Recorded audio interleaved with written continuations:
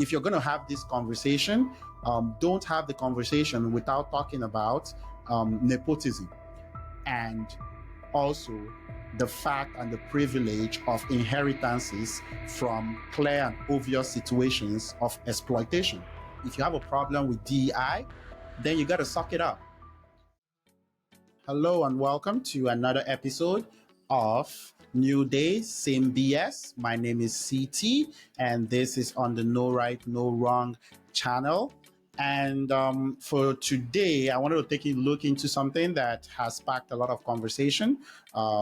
This is way more common in countries like the US, Canada, UK, and stuff. And it's a concept of DEI. DEI basically stands for diversity, equity, and inclusion.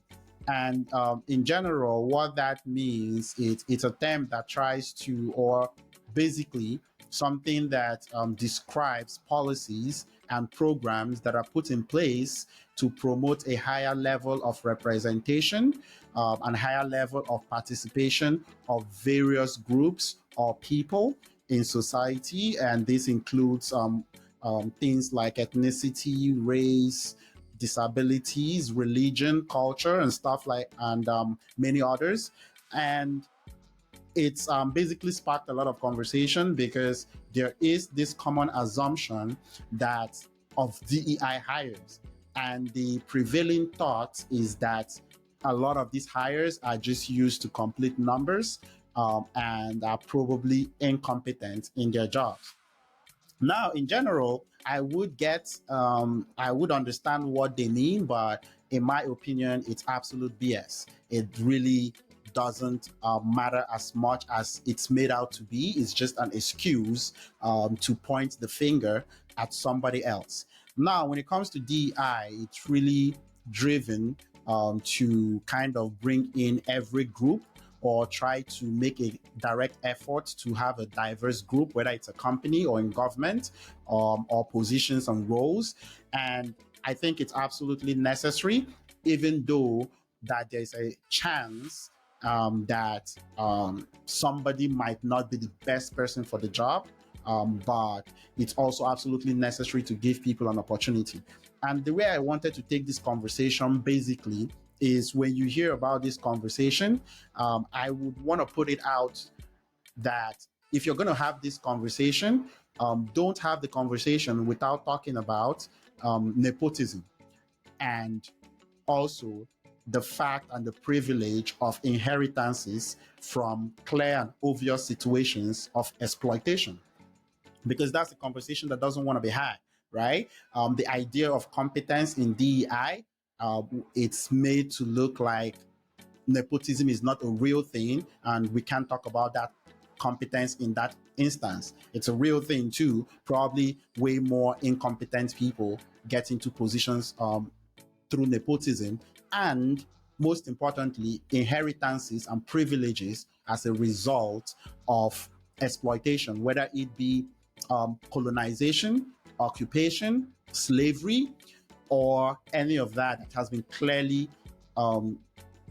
confirmed or proven that it actually happened, right? So in my opinion, I kind of look at this, that you can have a conversation for DEI and ignore those other two situations that actually bring incompetent people to positions of power or positions or roles in society, whether it be the public sector or the private sector.